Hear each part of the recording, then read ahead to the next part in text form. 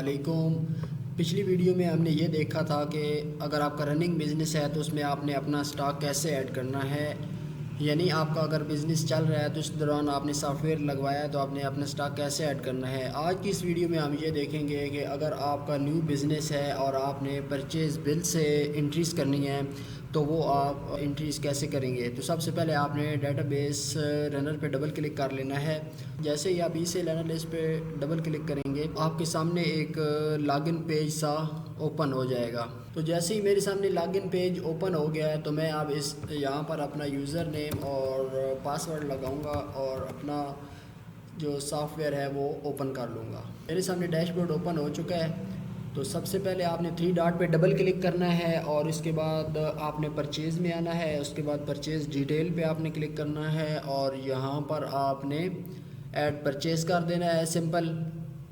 जैसे ही आप add purchase करेंगे तो आपके सामने परचेज़ ओपन हो जाएगी। यहाँ पर आपने सप्लायर ऐड करना है, जो भी आपको सामान सप्लाई करता है वो आपने सप्लायर यहाँ पर ऐड कर लेना है। जैसे मैं यहाँ पर एक सप्लायर ऐड कर लेता हूँ। अगर यहाँ पर सप्लायर नहीं ऐड होगा सॉफ्टवेयर में तो यहाँ पर आपने ऐड सप्लायर करके यहाँ पर जो भी आपका सप्लायर होगा वो आपने ऐड कर लेना है। बाकी डिटेल भी आप यहाँ पर दे सकते हैं, लेकिन अगर आप सिंपल यहाँ पर सप्लायर का नाम लिखेंगे तब भी आपका सप्लायर ऐड हो जाएगा। यहाँ पर अब सबसे पहले आपने ऊपर आइटम सर्च कर लेना है। जैसे मैं यहाँ पर एक आइटम सर्च कर लेता हूँ, मिसाल के तौर पर पैनाडॉल की मैंने ये एक आइटम सर्च कर लिया।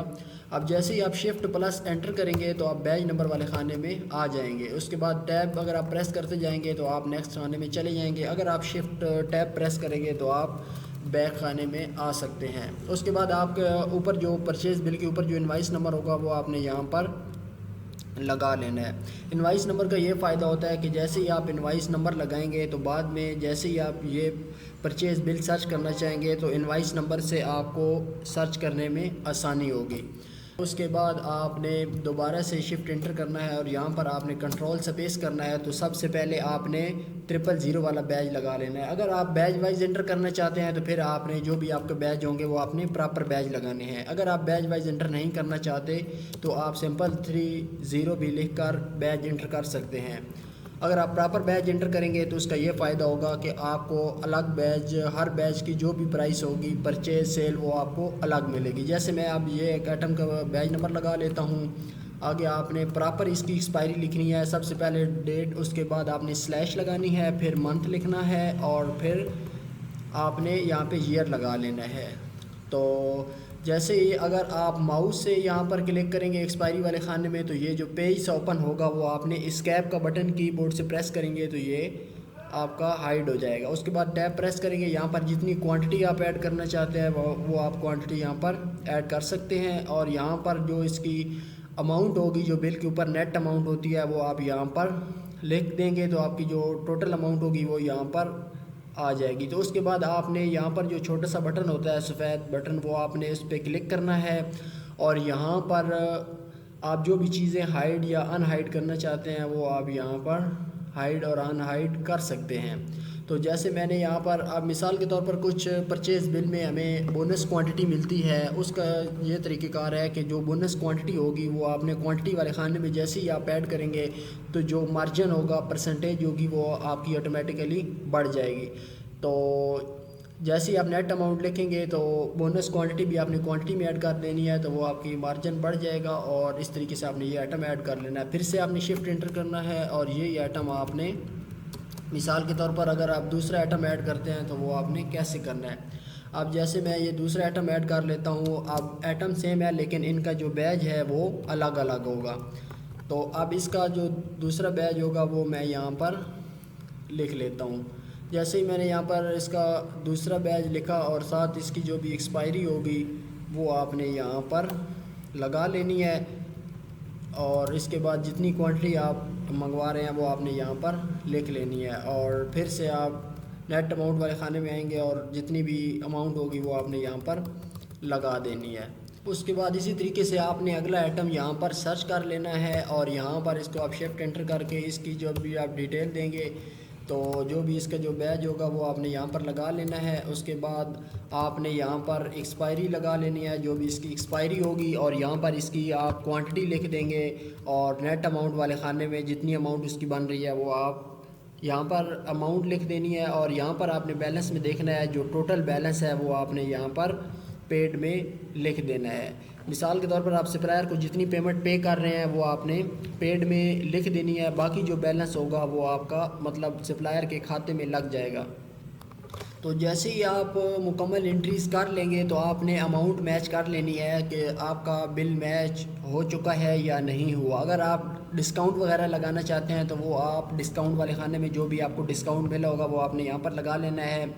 और जो भी टैक्स होगा वो आप एंड पे टैक्स भी लगा सकते हैं। और जैसे ही आपका बिल मैच होगा तो जितनी पेमेंट आपने सप्लायर को पे की होगी वो आपने पेड में लिख देनी है। बाकी अगर आप ओवरऑल पेड है तो जितनी भी बैलेंस बन रहा है वो आपने पेड में लिख देना है। अगर आप जितनी सप्लायर को आप पेमेंट पे करेंगे वो पेड में लिख देंगे, बाकी जो भी उधार होगा वो आपका बैलेंस में लग जाएगा। इस परचेज़ को जैसे ही हम सेव करेंगे तो ये आपका बिल जो है वो सेव हो जाएगा। आप Ctrl+S से भी सेव कर सकते हैं और यहाँ पर सेव के बटन से भी क्लिक करके आप बिल को सेव कर सकते हैं।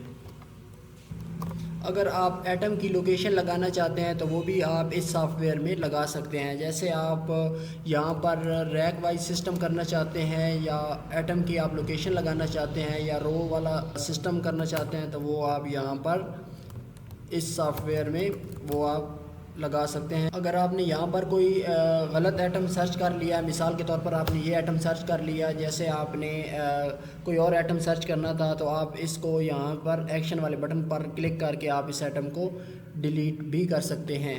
उसके बाद अगर आपने सप्लायर को कोई उधार वगैरह पे करना होगा तो वो आपका करंट बैलेंस में शो होगा। और अगर आपने कोई सप्लायर को एडवांस पेमेंट दी होगी तो वो आपको एडवांस पेमेंट में सॉफ्टवेयर आपको बता देगा। और दूसरा डिस्क्रिप्शन में अगर आप कोई भी खुद से कोई एक फिक्रा टाइप करना चाहते हैं तो वो आप यहाँ पर लिख सकते हैं। अगर आप किसी भी परचेज़ को रिटर्न करना चाहते हैं तो उसके लिए आपने ऊपर क्रॉस पर क्लिक करना है, उसके बाद आपने परचेज़ पर क्लिक करना है, फिर परचेज़ डिटेल पर आप क्लिक करेंगे।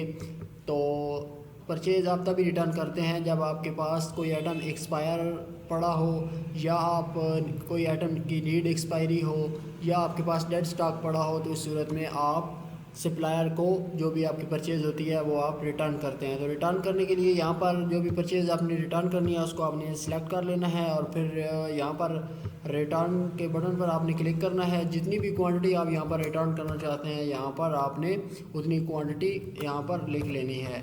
यहाँ पर जैसे अब जो भी चीज़ आप इनमें से रिटर्न करना चाहते हैं वो आपने यहाँ पर स्क्रीन के ऊपर ही उन आइटम को रहने देना है। जो चीज़ आप रिटर्न नहीं करना चाहते उन आइटम को यहाँ से डिलीट कर लेना है। और यहाँ पर आपने एक छोटा सा जो सफ़ेद बटन है उस पर क्लिक करना है। जो कॉलम आपके ज़रूरी वाले हैं वो आपने यहाँ पर उनको अनहाइड कर लेना है।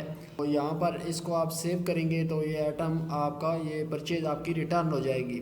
अगर आपको हाजिर मौका पर ही सप्लायर पेमेंट करता है कैश की सूरत में तो आपने अमाउंट रिटर्न में उतनी अमाउंट लिख देनी है, अदरवाइज़ आपने पेड ज़ीरो करके उसको यहाँ से सेव कर देना है। तो अगर आपको सप्लायर पेमेंट पे करता है कैश की सूरत में तो आपने यहाँ पर इसको पेड करके इसको सेव कर लेना है। और दूसरा तरीका ये है रिटर्न का, आपने थ्री डॉट पर क्लिक करना है, परचेज़ आइटम रिटर्न पे क्लिक करना है और यहाँ पर अपने ऐड कर देना है। जो भी आइटम आप रिटर्न करना चाहते हैं उसको आपने सिंपल यहाँ पर सर्च कर लेना है। अब जैसे मैं ये आइटम रिटर्न करना चाहता हूँ तो जो भी बैच आप रिटर्न करना चाहते हैं उस बैच को आपने सेलेक्ट कर लेना है। अब जैसे कि ये नीड एक्सपायरी आइटम है और यहाँ पर आप जितनी क्वांटिटी रिटर्न करना चाहते हैं वो आपने यहाँ पर लिख देनी है। और अगर आपको सप्लायर पेमेंट पे करता है कैश की सूरत में मौके पर तो वो आपने यहाँ पर लिख देनी है, अदरवाइज़ आपने पेड ज़ीरो करके उसको यहाँ से सेव कर देना है। तो जैसे ही आप इसको सेव करेंगे तो ये परचेज़ आपकी रिटर्न हो जाएगी। यहाँ पर आपने वही उसी सप्लायर का नाम लिखना है जिससे आपने ये आइटम ये सामान लिया था।